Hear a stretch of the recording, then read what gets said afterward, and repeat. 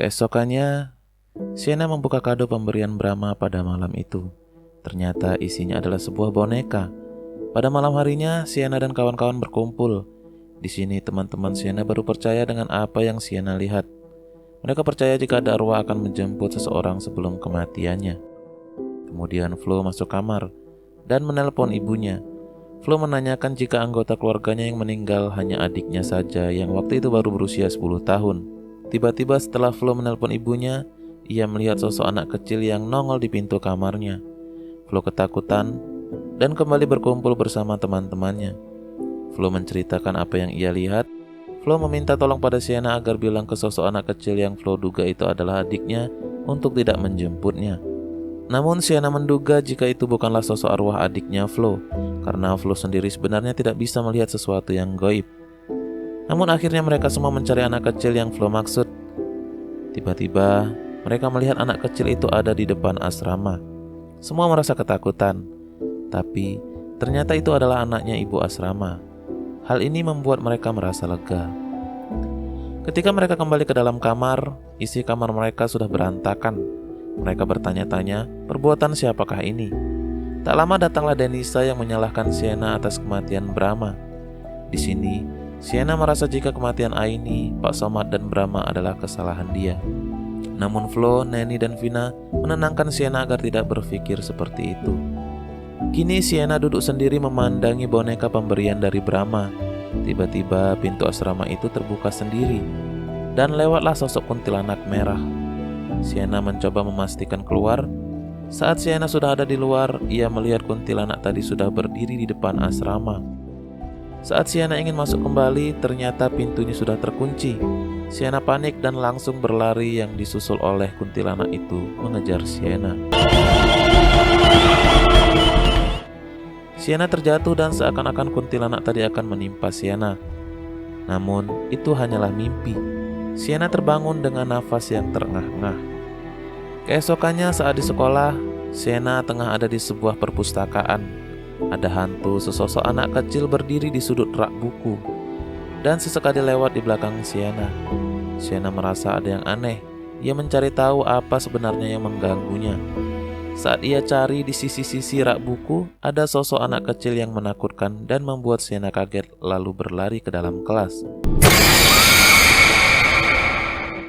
Di dalam kelas, Sienna menceritakan perihal yang ia lihat di perpus. Mereka bertanya-tanya siapakah yang akan dijemput oleh arwah itu.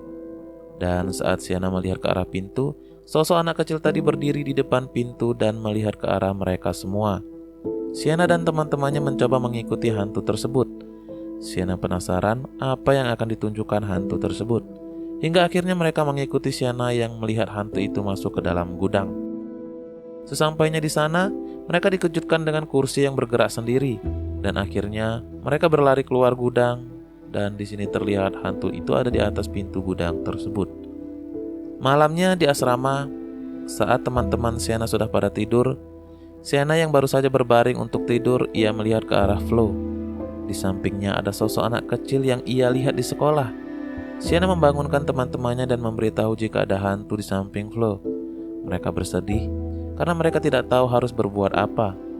Sienna hanya bisa melihat saja tanda orang akan meninggal, namun ia tidak bisa mencegah kematian. Paginya ketika mereka sedang sarapan di asrama, Sienna melihat hantu itu lagi ada di samping Flo yang sedang sarapan. Sienna memberitahu kepada teman-temannya melalui chat. Hal itu membuat Neni dan Vina ketakutan. Namun mereka tetap harus menyembunyikan hal ini dari Flo, agar Flo tidak merasa sedih jika dirinya akan meninggal. Mulai dari hari ini, mereka semua berjanji akan menjaga Flo dari segala hal yang membahayakan nyawa Flo, tanpa sepengetahuan Flo sendiri. Malamnya, Neni mencari informasi di internet. Ia mendapatkan sebuah info jika ada seseorang yang pernah mati suri dan juga dapat melihat kematian. Dan ada seseorang dukun yang bisa menghalau arwah yang akan menjemput seseorang. Mereka berencana untuk ke sana, namun Flo harus tidak tahu rencana mereka. Keesokannya saat di sekolah, Vina mengajak Flo ke perpus dan meninggalkan Flo sendirian di perpus agar tidak mengetahui rencana mereka untuk pergi ke dukun tadi. Akhirnya, rencana mereka berhasil. Mereka berhasil pergi tanpa sepengetahuan Flo.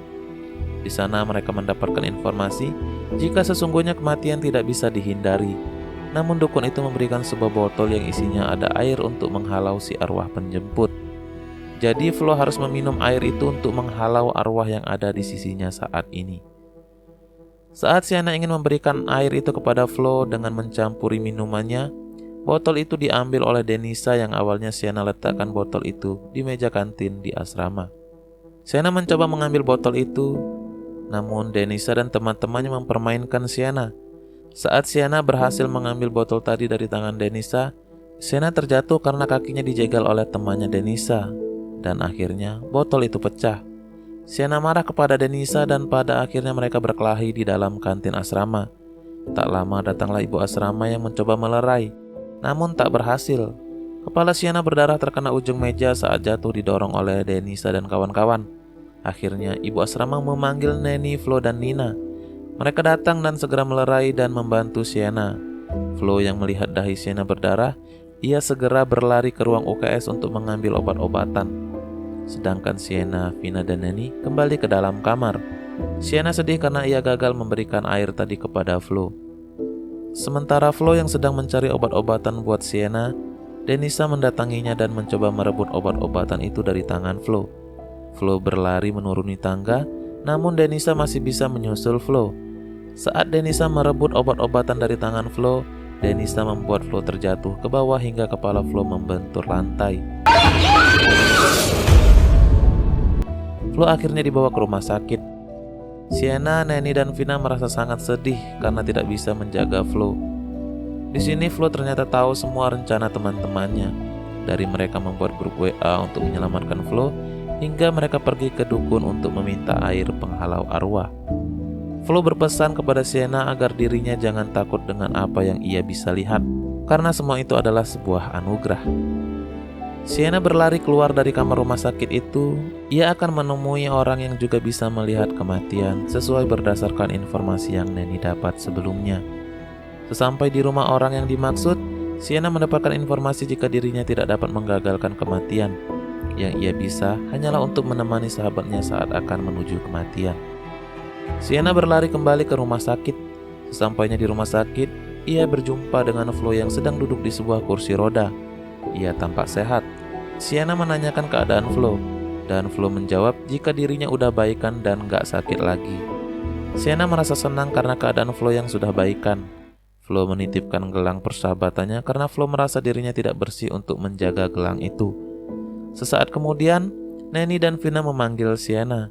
Mereka memasang wajah sedih. Sudah tahu kan pasti apa maksud dari semua itu. Yang Sienna lihat tadi adalah arwah Flo yang sudah meninggal. Sienna merasa sangat sedih. Ia memegang tangan Flo dan berjanji akan menjaga dan menyimpan gelangnya hingga mereka bertemu lagi. Bertemu di alam kubur mungkin maksudnya. Dan film pun selesai. Flo, makasih udah jadi sahabat terbaik buat kita. Nah, gimana filmnya? Aku harap kalian suka dengan film ini. Jika kalian suka dengan video-video seperti ini, silakan bantu channel ini dengan cara like, share, dan komen agar kami lebih semangat lagi dalam membuat video alur cerita lainnya. Jangan lupa subscribe channel ini. Dan terima kasih telah mengklik dan menonton video ini. Sampai jumpa lagi. Assalamualaikum warahmatullahi wabarakatuh.